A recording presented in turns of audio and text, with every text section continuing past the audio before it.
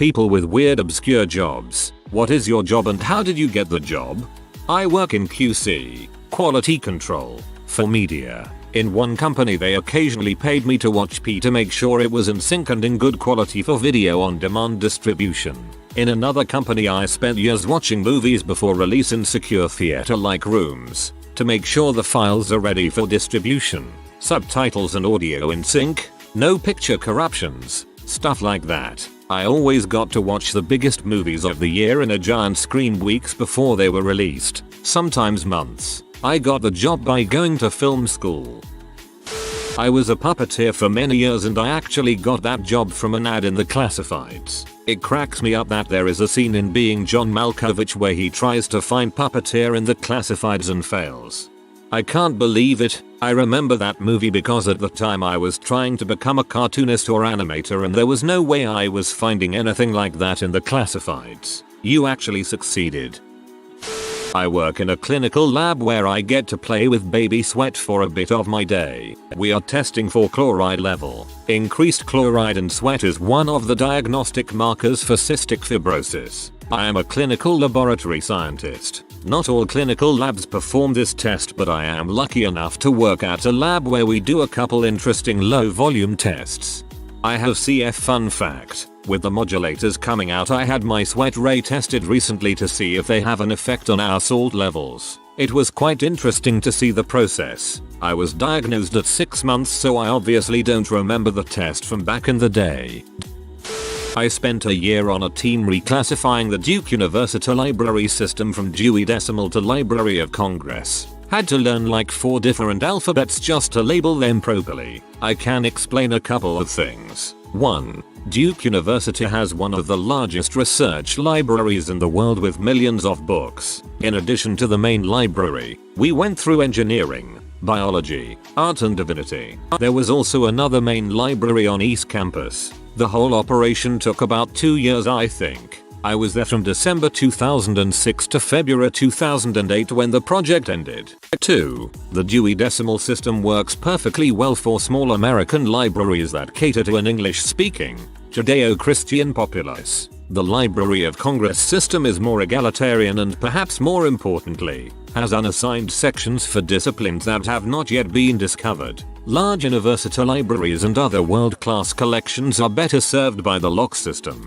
3. I don't quite remember the number of people on our team, but it was about 15 of us doing the physical labor. We were a company that did contract work for libraries. We mostly labeled books, scanned barcodes and reshelved. 4. The reason I learned those alphabets was because we had to meet production and the barcode sheets only used the Latin alphabet. Most of the time the barcodes on the book and the labels matched, but sometimes they didn't or were missing altogether and then you'd have to waste precious time figuring out what was going on. I'd scope ahead when we were about to hit a section in another writing system to make sure I was prepared. I used to work on a lavender farm. It's totally unrelated to my field of study and incredibly difficult in terms of manual labor, but man was it a beautiful place. I tended to the plants, took care of goats, and did processing for the herbs and honey. My grandparents are farmers and so I grew up with mediocre knowledge of field work and beekeeping, and when a friend's mom decided to start a business centered around lavender she asked me to help out for the summer. Concrete petrographer. I just started this month. I studied geology in college and now my job is to look at concrete using petrographic methods I learned at school and conduct ASTM tests to determine quality of concrete. Very interesting work because concrete is engineered rock and there's a lot more to it than you think.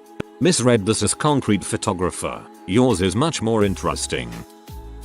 I'm a house manager for a family of 4. Basically I'm a female butler. I've worked for them for 14 years starting as the kids' nanny. They're my second family pretty much. I organize tradespeople, holidays, birthdays, daily meals, dinner parties, housekeeping, the list goes on. It's challenging at times but keeps me on my toes and I enjoy that.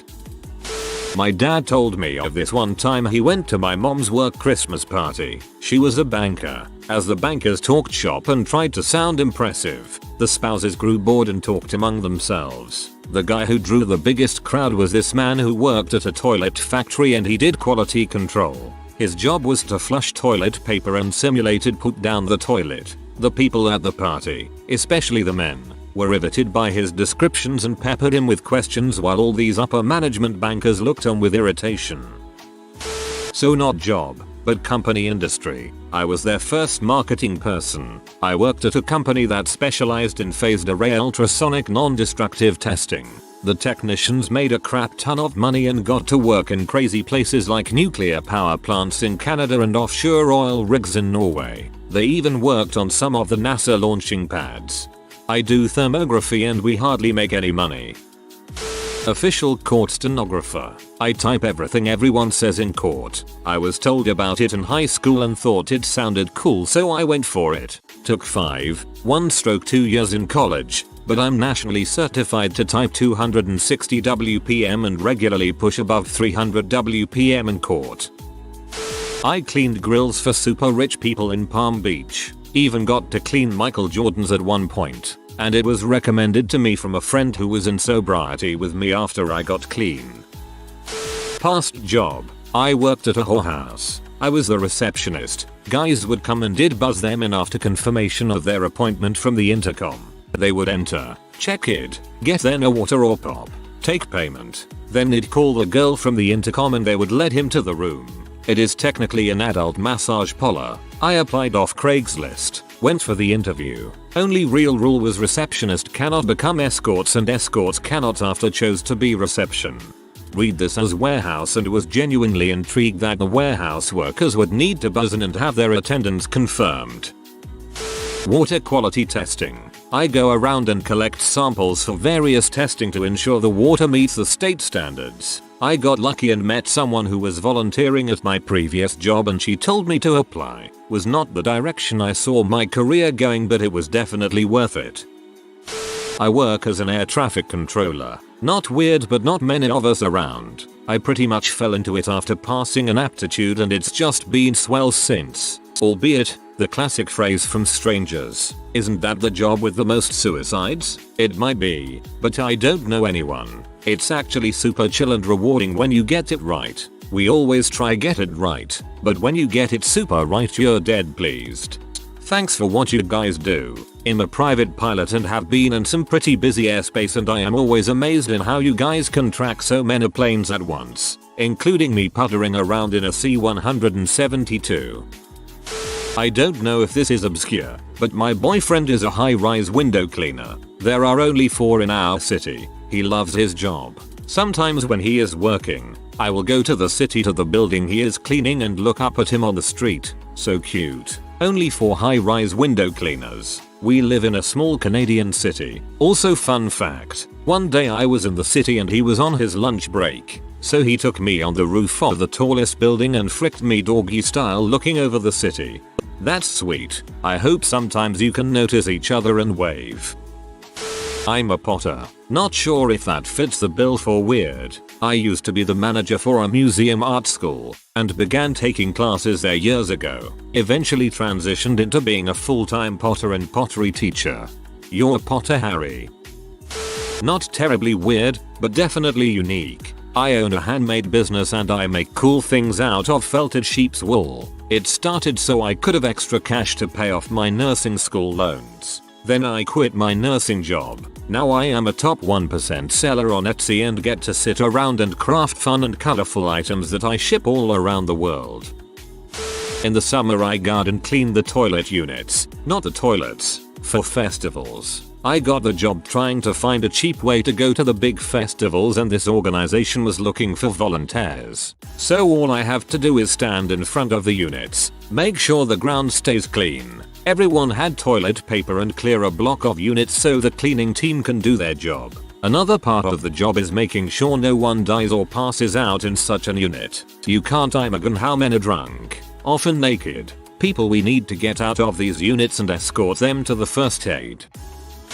Mine isn't necessarily weird, but how I fell into it was, around 10 years ago I was working in the IT industry. I decided to help my dad out one weekend sell hunting gear at a military expo. Basically antique military gear and army disposal. One of the sellers had a vampire killing kit. Knowing very little about antiques at the time, I pulled out each piece, checking them over. The story checked out. Did some research on my phone throughout the day and found out that it could be a fake in two ways. It could be a kit put together by someone out of antique pieces to make it seem real. And technically, even if it was authentic, it was a Victorian fake. With the fear of vampires in the late 19th century, con men put together vampire killing kits and sold them to rich businessmen visiting Europe. What stood out to me though was the main reason I bought it. In the middle of the kit was a crucifix with an ivory inlay that doubled as a goddamn percussion pistol. Long story short, I took a chance, spent $1,000 on it and got persecuted by my father for such a dumb move. I didn't have much in my savings at the same. I took it to Ripley's, believe it or not, in Australia, and they flew someone out from the US to look at it, which was pretty exciting. Within 5 minutes of looking at it, they offered me a ridiculous sum of money for what I thought was a large investment to begin with. While in ways I do regret selling the kit, it allowed me to start a career in the antiques trade. 5 years later I moved to the UK to study a degree, and now I specialize in rare obscure antiques that have allowed me to travel all around the world sourcing new weird objects. PS, don't worry, I gave my dad a cut of the vampire kit profits for believing in me.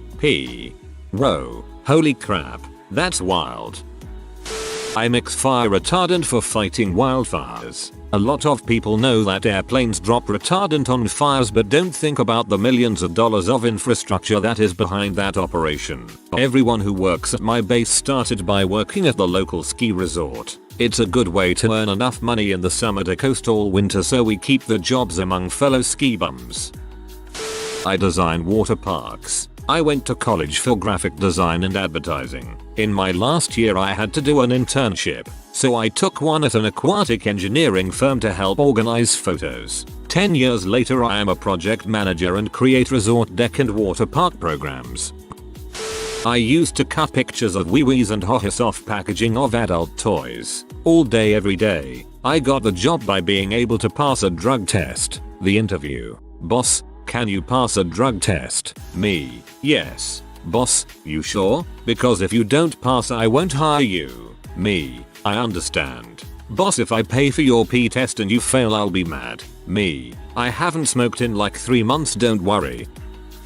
I used to be a hand model. Apparently I have really good looking hands. Although they look completely normal to me. People were always asking me how I got into it, so it was fun to bulls people. I was discovered on the street. Now I moisturize 15 times a day and sleep with my hands in plastic bags. The money was great, but I'd have to spend long days on set being careful not to wreck my manicure. Which they paid for, of course. Also paid for the time it took to get the manicure. Mostly did TV commercials. Now I tell people at parties I'm a retired international hand model, but gave up showbusiness for the much more worthwhile and rewarding career of teaching kids to read. Now I moisturize 15 times a day and sleep with my hands in plastic bags. Made my chuckle out loud.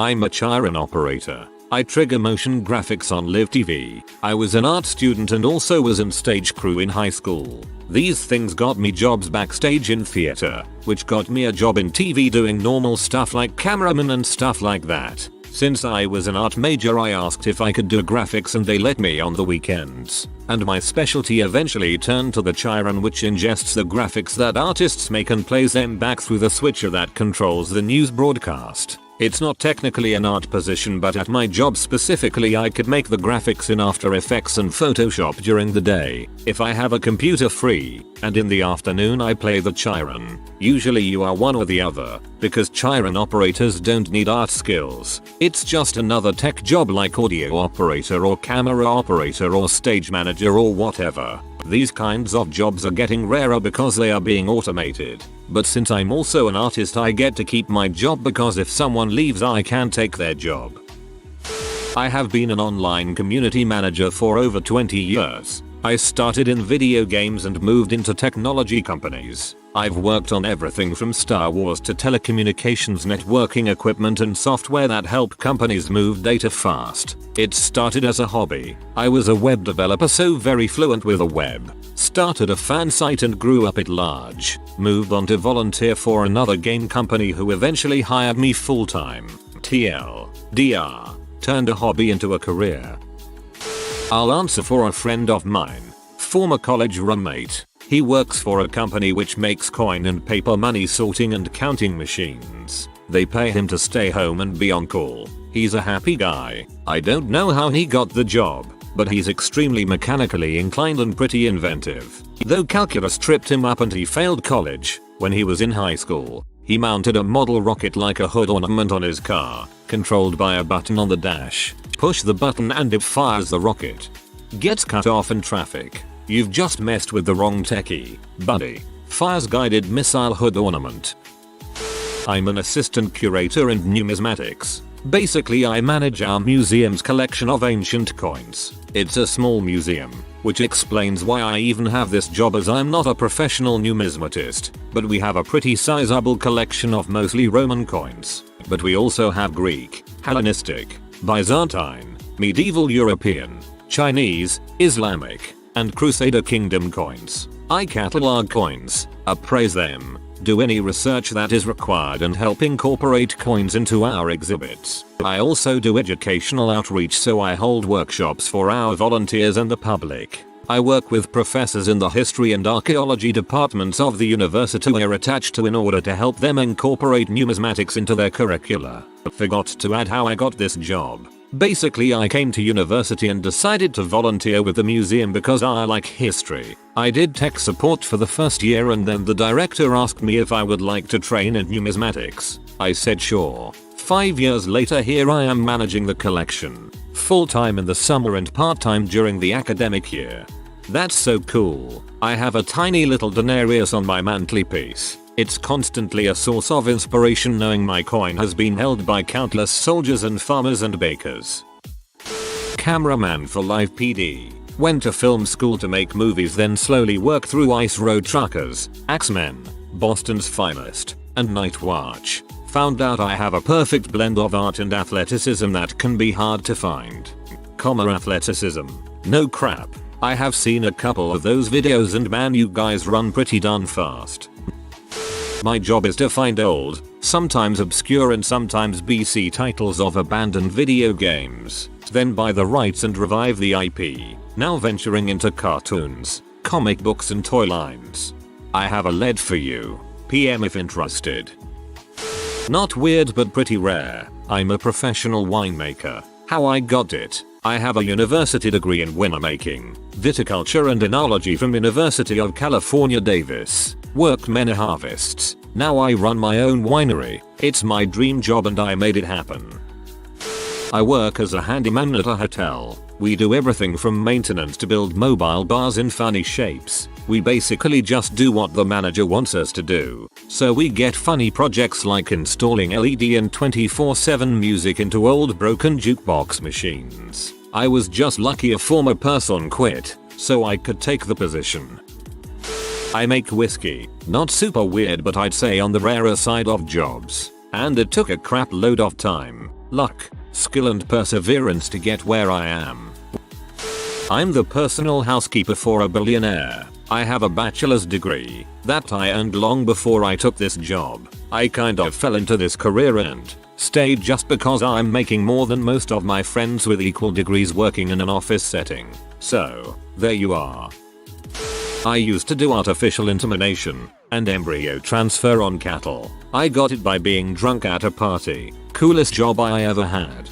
Nothing like having your arm up a cow's tea. My granddad did it for 35 years. It always wins weirdest job conversations for me. Stagehand. At least I was pre-COVID. But anyway, I set up everything from huge concerts and Broadway shows to small private events and interviews. It's a wonderful job and I love the people I work with. As a musician, thank you for your service.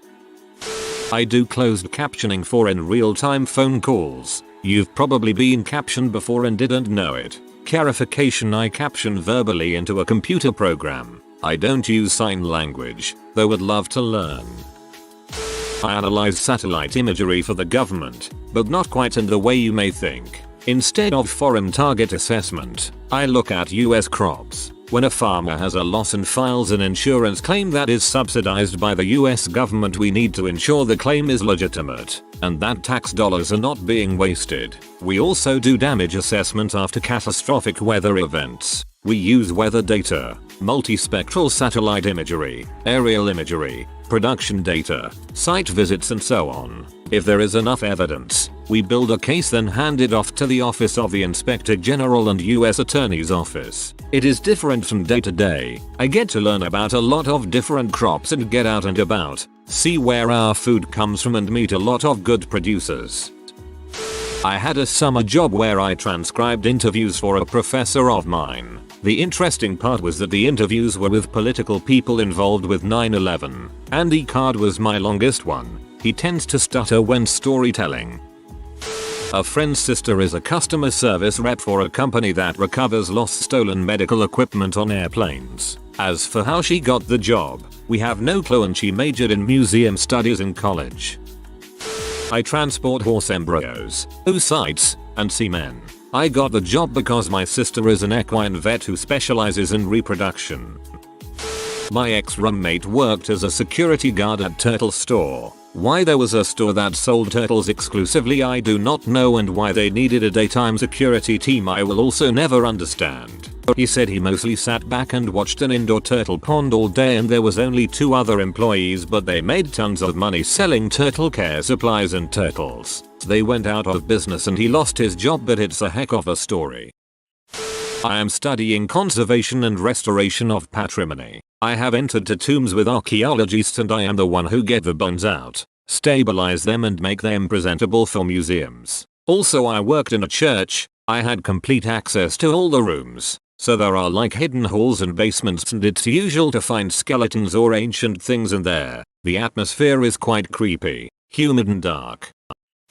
In college, I was a nude model for life drawing classes. My mother worked in the university art department and told me they had an opening for models. I posed clothed at first, then bit the bullet and posed nude when the instructor couldn't find anyone else to take the job. He was extremely professional and maintained a comfortable, non-physical atmosphere in the studio. I never became what you'd call an exhibitionist, but it certainly helped me become more comfortable with my body. It was always fascinating to circle the studio on a break and see how the students would draw different poses from different angles. I did it for 2 years at minimum wage, but it was one of the best jobs I've ever had.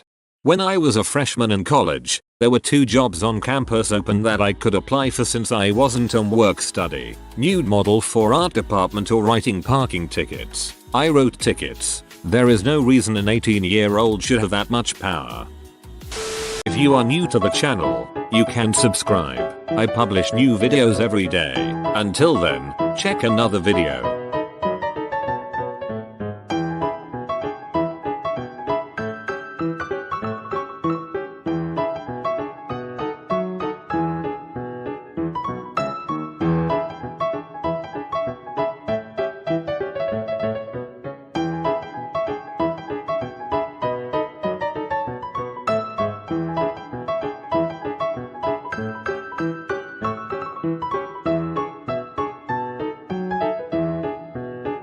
Bye for now.